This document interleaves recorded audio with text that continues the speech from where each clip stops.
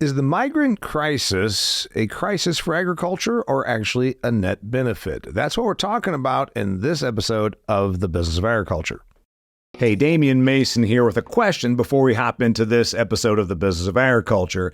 If you farm for a living, you employ a lot of amazing technology, from your inputs that you put into the soil to the tractor that you sit in, your combine, and the amazing data that it harvests. But has your soil analytics kept up technologically with everything else in your farming operation?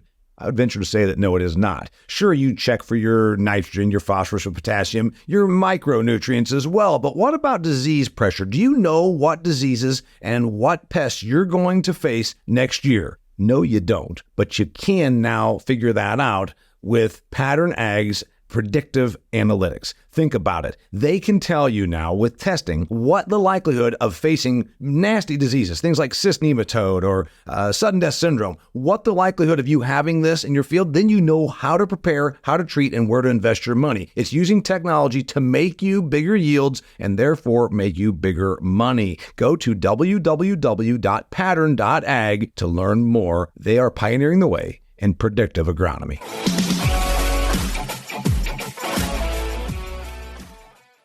Hey there, welcome to another fantastic episode of The Business of Agriculture. It's me, your host, Damian Mason. Got a solo episode for you today because I've got a lot to share on this topic, and I really was reluctant to bring anybody on because, frankly, a lot of people wince when we bring up this topic. Some people don't like to cover it because in agriculture, we have this unique situation in that generally the people that work in our industry are conservative and would be probably build-the-wall types. But if you look at who's doing the work in agriculture in this country, largely the physical labor is foreign born. Many of them are here illegal. So it puts us in this quandary. So I wanted to toss this out there as a topic for you to contemplate. I am not going to take a hard political stance on any of this, but I am going to share with you thoughts, perspective, and some data points. This came up, dear listener, because just this week in the Wall Street Journal, there's a cover story, rich countries depend more on migrant labor. Now, on the surface, you're like, well, that seems like a pretty reasonable headline. In fact, seems like pretty much everybody knows that. Why is that a headline? Well, they went a little further on the whole topic, and they, in fact, led off on paragraph number 2, talking about a guy named John Rosenau. I don't know John. He's a Wisconsin dairyman, and he has 13 immigrant laborers working on his dairy farm. As you might remember, I'm pretty close to the dairy industry, was raised in the dairy industry, and I was the immigrant laborer, but I was actually not from this from a foreign country. This is not something new. We have been importing labor for agriculture for a very long time. And I'm not in any way, in fact, I'm quite respectful about it because I know these people, I work with these people, I've seen what they do, and I'm from those people. I'm actually second generation American. Some of you may not know that. My grandfather came to this country on a boat from England, not from a Latin American country, but from England, and milked cows. We did not come from any sort of money by any means. We were very poor stock. My grandfather milked cows in Minot, North Dakota. As a teenager, he migrated to Ohio, milked cows when my father was born in Troy, Ohio. And then during the Great Depression, landed in Northeast Indiana and milked cows for a rubber industrialist who had a registered Guernsey dairy herd, and it was a show herd. So they needed a herdsman. My dad was raised as a herdsman's son. So I'm second generation American, so I understand this, and my stock came here to milk cows for people as hired agricultural hands. This has been going on for a long time. It's nothing new. We've imported labor. We imported labor into the United States of America, beginning with, the development of our country. And I'm not talking about slavery. I'm talking about the Chinese or the Irish. The Chinese to build the railroads as well as the Irish, and then the ditch digging that happened. And the Italians for all of these things have always been a class of immigrants that came here. So this is going on now. The thing is, it's more out of control, it would appear. Now, I don't want to get into the politics of this, but it definitely appears that we are in an almost out of control scenario with our border being completely unchecked and almost no real legal immigration going on as a comparative percentage. But is this good for agriculture? That's how I led this whole discussion off, and I'm going to stick with that topic. A few years ago, I shocked some of my audiences because I put out there a contemplation. I said, imagine, and this is when Trump was in office still, build the wall and all that. And I said, I just want you to contemplate this. What if agriculture, what if rich countries, what if the United States, Canada, Australia, Europe well-developed, mature economies, if you will, what if we eventually are competing for immigrants? Rather than talking about building walls, what if we're competing for immigrants? And I posed that question 4 years ago, 5 years ago, 3 years ago. And it's got a lot of blowback, but here we are now. It's 2024, Q1 of 2024. We've got what appears to be some real messy issues with the illegal immigration coming into our country. We're not sure where they're from. It seems like we're flying them in here. That announcement just came out here the other day, and the taxpayers are very, very distraught about that. But let's talk about what it means for our industry. According to this article, 80% of production ag workers in the United States are foreign-born, and I don't think that number has changed much. When I wrote the book Food Fear, when I wrote this book about the business, past, present, future of agriculture, I pulled 2017 numbers, and it was more than three quarters of laborers, farm laborers that were foreign-born, most of which were not documented. We can not just stay on the farm, we can go to the processing. Because let's face it, fairly unskilled foreign-born workers that are in the United States of America, and I don't know about Canada, but I think there's some similarity. It's just that they have way less undocumented because their immigration system is very much a part of their country's economic growth model. We have it as our economic growth model, but it's unstated, it's unrefined, it's unlegislated. But it seems like it's sort of de facto. It's maybe not to the policy, but it ends up being the policy in fact. And that's what de facto means, in case you were wondering. So anyway, this has been this way for a long, long time. And, you know, you talk about meat cutting, meat processing. We talk about who's doing it. And whether it's, frankly, whether it's documented or not, I'm not even going to get into that part of it. We're just talking about migration, net numbers of people coming to the United States. It's kind of been one of our strengths. You know, we can joke about the ditch diggers and all that thing, and you can watch some of the old movies where they refer to these people in a very racially unfriendly tones because that was the nature of the culture back then. Whoever came here was at the bottom and was made sure that they understood that. But it's been part of our American growth story, why we still have about 22 to 23% of the global GDP, 4% of the world's population, growing a little bit with the migration, so 4 to 4.2, 4.5% of the global population is here in the United States, but 22 or 23% of the global economy. Think about that. Almost 1/4 of the country, the world's economy still happens here. So it's kind of predicated on our, shall we say, historical immigration, come here, make a new life, etc. Not sure that's exactly happening. There's some real concern about that when you bring immigrants in and then all of a sudden give them debit cards and healthcare and free phones. Are they actually going to be as motivated to go and work? That's going to be one of the concerns. I think that is a concern of everybody that's even the ones in agriculture that say, okay, you know, these people are coming here, but for God's sakes, let's not bring them here and put them on the welfare system. So let's go back here and look about where these people go. Historically, agriculture has always imported labor, not always, but certainly in the last 100 years, going back to, again, my grandfather 120 years ago. Let's talk about then where else the foreign-born workers that are lower skilled might end up. It tends to be food service, which is still agriculture, completely production agriculture, and then the trades or the lower-end trades, landscaping, roofing, drywalling, construction, right? That's where you pretty much are talking about. And then, of course, you can talk about things like cleaning services, et cetera, working in hotels and things like this. That's not likely to change. And also, we do need those employees. It's pretty obvious that your suburban class that is third generation white collar kids, they're probably not going to do any of the jobs, aforementioned jobs. They're just not going to do that. Mike Rowe has made an entire career out of talking about this, about dirty jobs in the trades and how we are completely understaffed there. It's still a problem and it's going to remain a problem. And we can also say that it's pretty obvious the kid that's third generation from that affluent white suburb is going to go to college and attain a degree that might be completely useless bullshit, but either way, they're not probably likely to pick up a trade or a pitchfork or start picking produce on a Florida produce farm. So anyway, where does this leave us? Is this good for us? So I just kind of want to throw out a couple of things here. And this is a topic that I would like your feedback on it also, because everybody has a little different perspective. You talk to somebody that's in Florida, California, Texas, here in Arizona, where there's always been more immigrant labor, and there's also a lot of specialty crops, that kind of thing. it's something that's been going on for a long, long time. And then you talk about, okay, let's talk about like livestock, because that's where we have a lot of hands. Hog production, dairy, and then in particular, and then poultry, where you have a lot of hands, a lot of need for hands. Mostly foreign-born workers are in those facilities. So it's been going on for a long time. This article then questions, is it a problem when an industry becomes reliant on that? And that's where I said, is the migrant crisis actually a net benefit for agriculture because it brings us more potential workers, or is it a problem? I'm going to bring up about 3 different ways I think it could be a problem. 3 different ways I think it could be a problem, and I want you to, again, weigh in on this.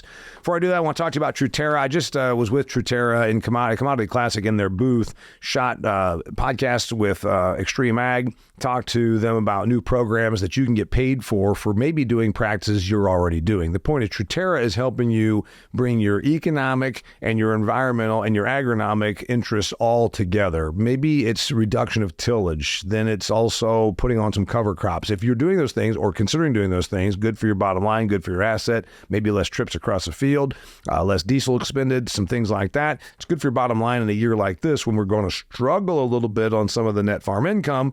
Why not look at a new revenue source? Truterra can help you with that. You can sign up acres and get paid for sustainability programs. Go to TruterraAg.com. Truterra, Truterra, TruterraAg.com. It's a Land O'Lakes company. Go check it out. Okay. What might be the problem? Well, first off, when you have a country that is, frankly, for more than 2 to 3 decades accepting of and growing the illegal immigration, it means then that we really don't have borders. It means that we don't really have the rule of law. You know, this is not jaywalking. This is not the stuff that we all sort of have learned to overlook. It's coming to a country where you don't follow any of the due process, any of the legislation, any of the immigration rules that Ellis Island and that generation was famed for. So what we're talking about is, and it's not like just a few that are slipping through the cracks, we're talking about millions per year. So why am I saying, is this a problem? Well, it's a problem if you live in a country that seems to have a massive amount of foreign nationals that you don't have any idea who they are, where they're from, coming to your country. And we've heard already the reports about crime, and now there's a big political debate. The left is saying, oh, this is all overblown. There's really no criminal problem. And then the right is saying, yeah, well, what about this poor girl in Georgia that went for a jog and got murdered by an illegal immigrant that's a career criminal? Problem number 1 is the criminality.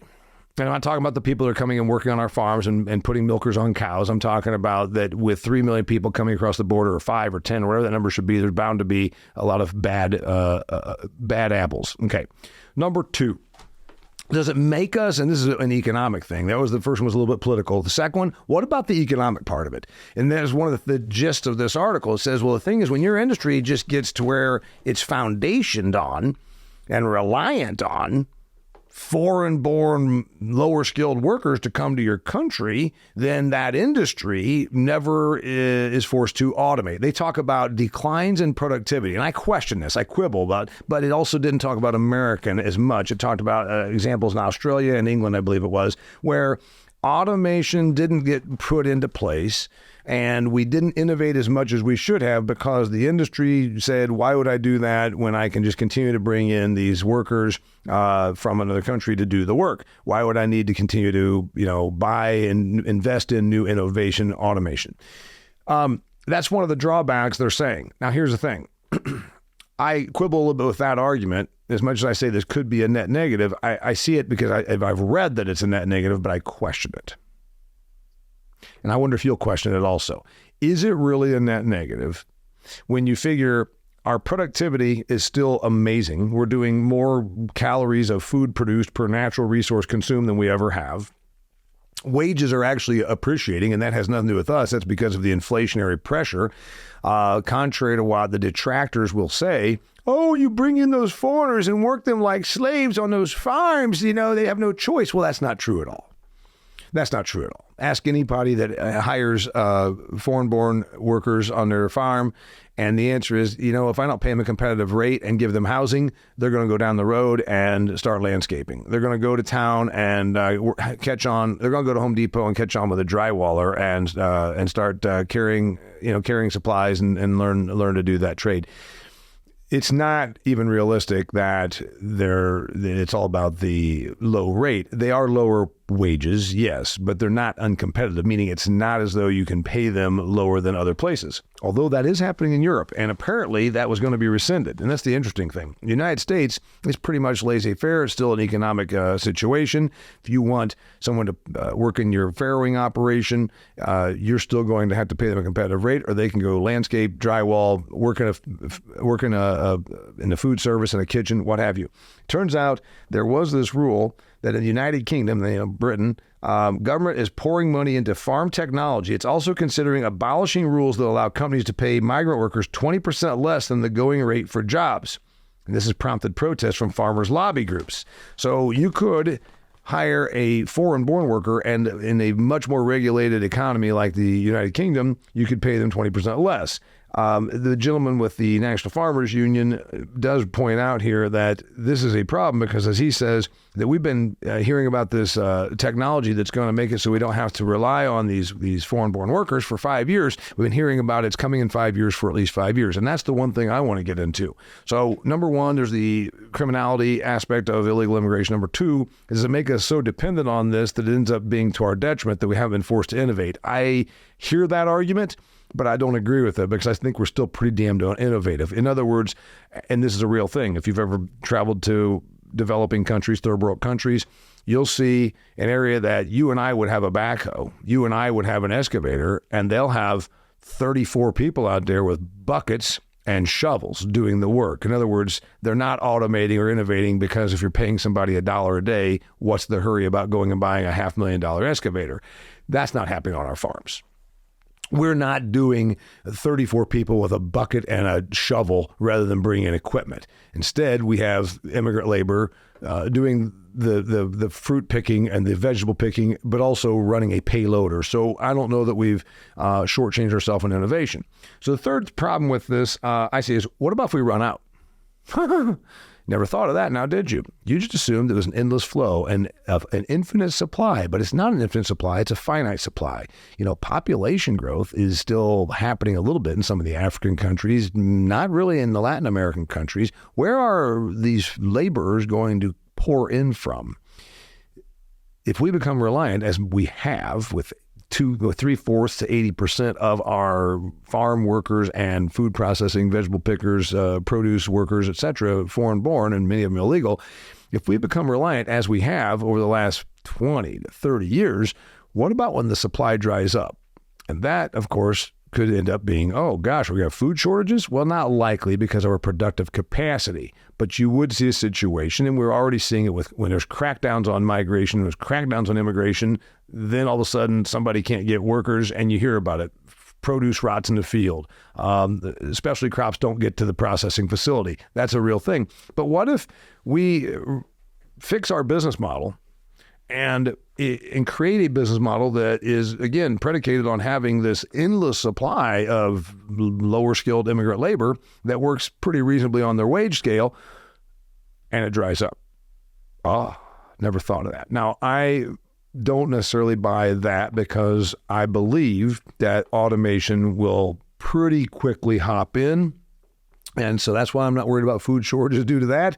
And I'm also convinced that when we have such vast productive capacity, if we, across the board, and it's going to be different by industry, especially crop is going to have more problem because they're more reliant on it than, say, soybeans or corn, because there's almost no migrant labor needed for the production of that.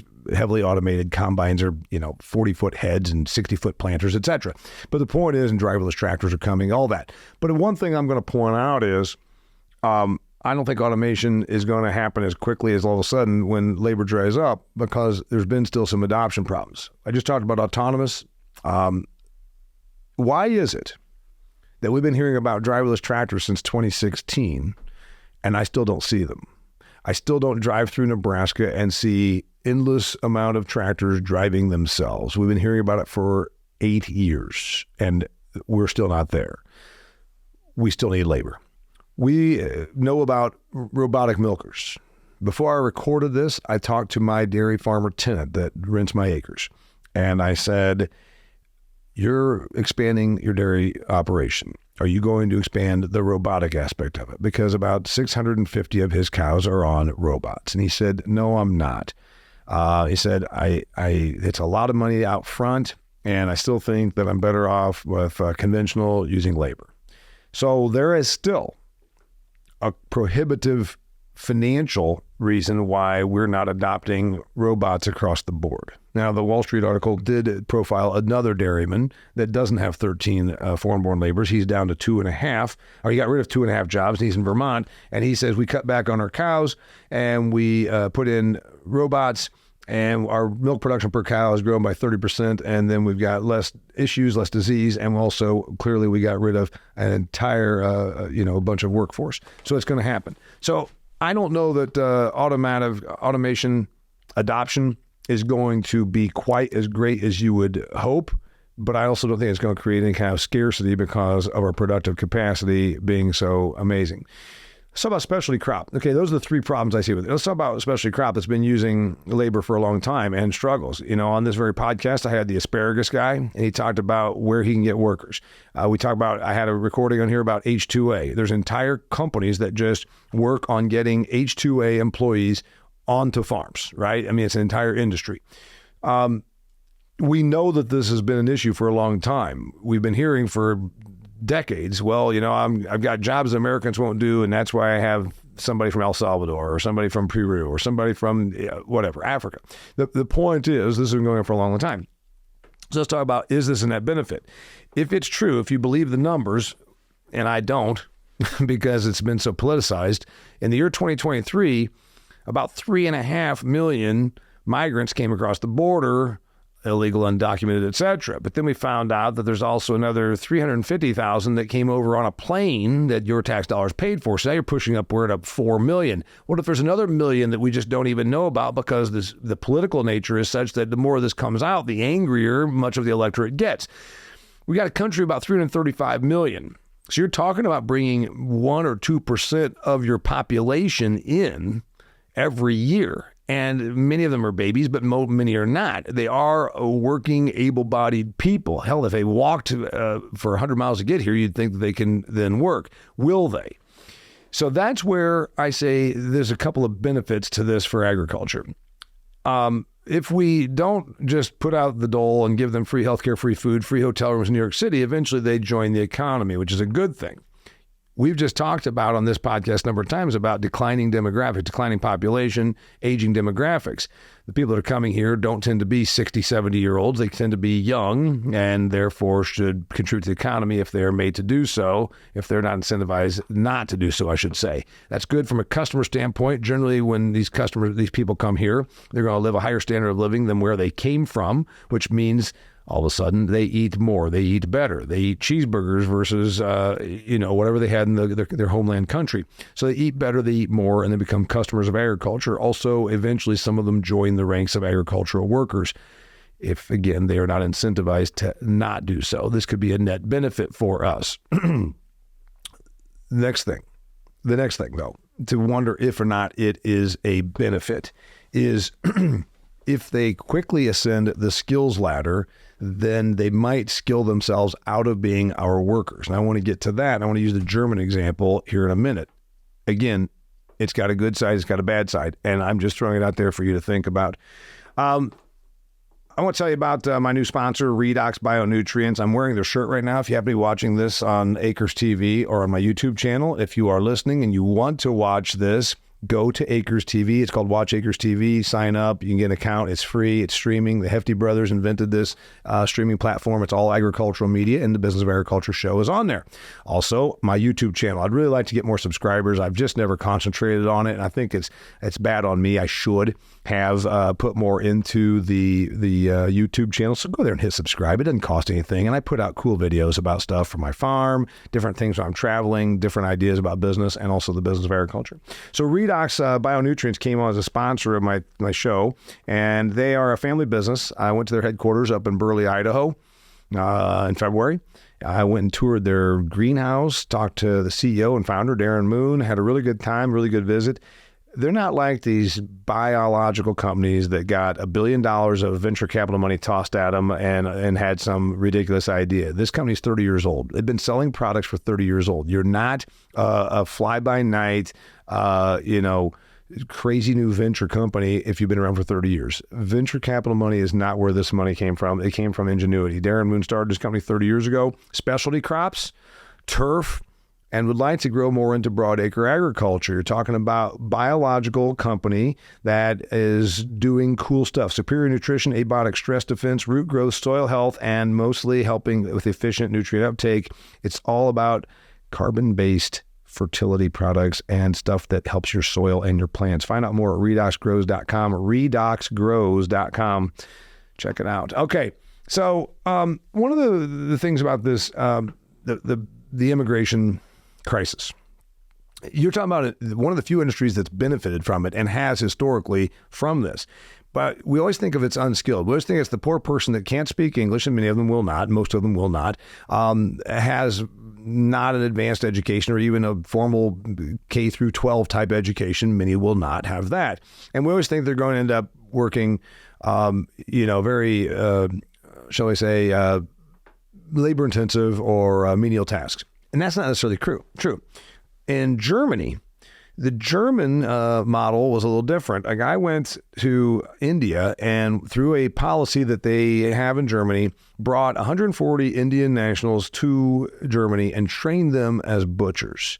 If you are in the ag business, I'll bet you, if you're like me, I don't go to the grocery store and buy beef. I have a freezer of beef. I like to get a quarter or half of beef from my buddy. I used to raise it myself. Well, it's hard to find a place that'll kill your steer and butcher it for you because there's nobody that knows how to do it. And there's very few people that want to do it. So we've got this concern now about who the hell's going to do this job.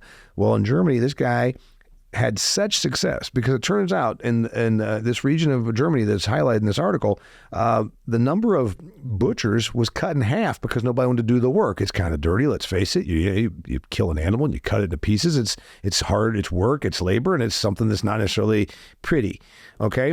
But we need it. And you need it. And Germany needed it. And now they've got this thing where they're bringing a whole bunch of Indians over and training them to be butchers. This is a good thing. Could the United States actually get our shit together politically and start this? Could we do a thing? I'm too optimistic, I know. And you're saying, Damian, this would be great, but I don't see it ever happening. I don't either. We use things like the H-2A program. We've done things like, they pushed the whole, the DACA thing or something about you can go to college and all the Dreamers Act. We've heard all this stuff, but none of it addresses the real root cause, which is we've got immigrants coming here to do work, or we did have, and we had them, a lot of them joining the ranks of agricultural productivity, which is fantastic, but it's a shadow economy. We know about it. You think the government doesn't realize that 80% of the workers in this industry in the United States are foreign born and most of them are here illegally? Of course they know that. Why don't they crack down? Because they don't want to create food shortages. You don't think they go to Dodge City, Kansas and figure out that a whole bunch of those people are using the same Social Security number that are working in the beef plants? I'm not being mean, trust me. But if you don't admit that this is what's going on, you're naive or stupid or both. So you realize that livestock farms all around America that are staffed by illegal immigrants, the fields, maybe not in California, which is already more regulated than any place on earth, but in many parts of the world, trust me, in many parts of the United States, well, you know that the people who are out there working in produce fields are not necessarily documented, and so does your government. But they don't go out there and raid them because there's going to be a food shortage. All of a sudden, you go to Kroger and ain't no produce. So if we know this is going on, why couldn't we also say this? You're an illegal immigrant. We like that you're here working. You work for 5 years, you get citizenship if you want it. Some of them really don't. Also, what about all these bullshit job training programs the federal government cranked out? Every time there's a downturn in the economy, then they invent 17 more job training programs, and it does create jobs for government employees to to train people on how to do a non-government job, which is really remarkable, but it's stupid, and that's why the government continues to create them to no actual productivity. But what about this? What if it was the private sector? Yes, all of the USDA money, all the grant money, all these stupid things the government tosses money at, what if it was actually butcher training, teaching you how to be in the meat processing business? What if there are actually semi-skilled jobs in agriculture that then you can get trained for as an immigrant, and it also work toward your citizenship status? See how this could all work? I'm being too optimistic to think that it actually will, but I'm throwing out there that it could be a net benefit. So I asked a question when we got into this whole topic: is the migrant crisis a net benefit for agriculture? And I pointed out why it could be. Workers, if they are not disincentivized to become workers, and disincentivized means if they're given hotel rooms, free apartments, debit cards, free phones, Obamacare, and all of a sudden they realize this is not only the land of the free, it's the land of free everything, and they don't have to go to work. They could become customers. If you're a younger person, you come to this country from another country, chances are you're going to breed, you're going to reproduce. You might have a couple of kids, and all of a sudden it changes the demographics for certain. It changes the ethnicity makeup for certain, but it also brings customers. It also should have an effect of improving the economy. Negatives, I talked about criminality. Negatives, I talked about, do we become too reliant on this, and it hamstrings our automation and our innovation? I'm not sure I see that happening. Negatives are that they won't go to work. That's another negative. There's a lot of the potential things there. I threw it out there as a contemplation.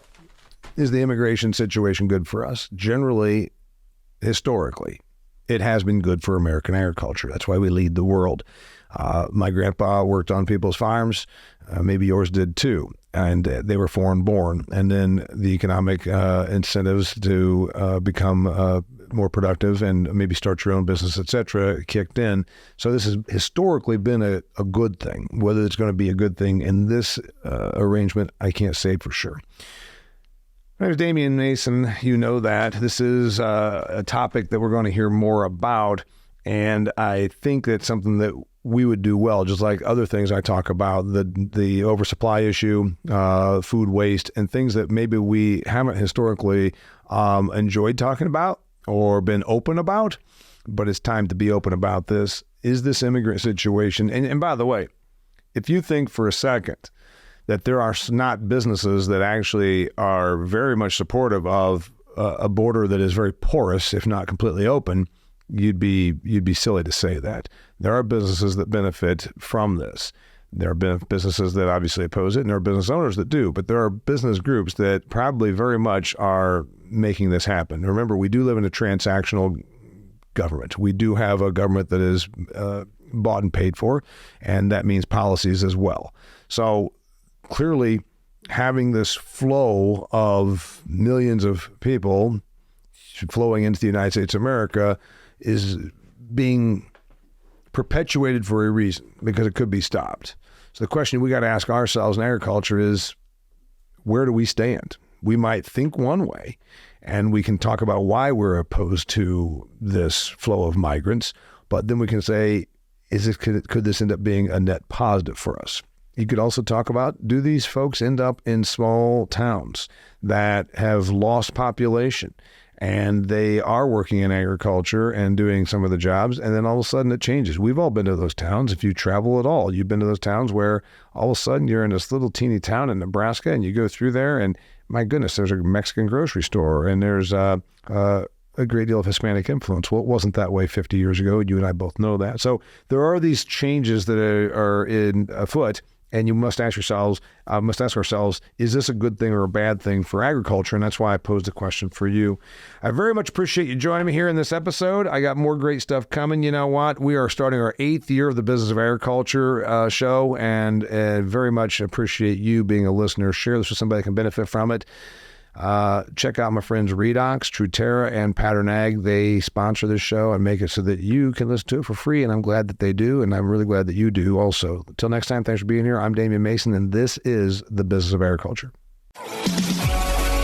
Well, that concludes another fantastic episode of the Business of Agriculture. This episode was brought to you by Pattern Ag. You know, everybody in agriculture understands the importance of soil health. We also keep an eye on our soil better than we ever did through advanced soil testing. But what if there was a company that provided predictive analytics, not just checking out nutrients and all the elements that are in there, but also could tell you the degree of risk you face with disease and pest pressure? That's right. Pattern Ag can do that. They actually can tell you, hey, you're going to have a real issue here. You can proactively treat for corn rootworm or cyst nematode or sudden death syndrome before the problem actually starts costing you yield. Go to pattern.ag, that's www.pattern.ag, to find the nearest rep that can help you start doing better for your soil.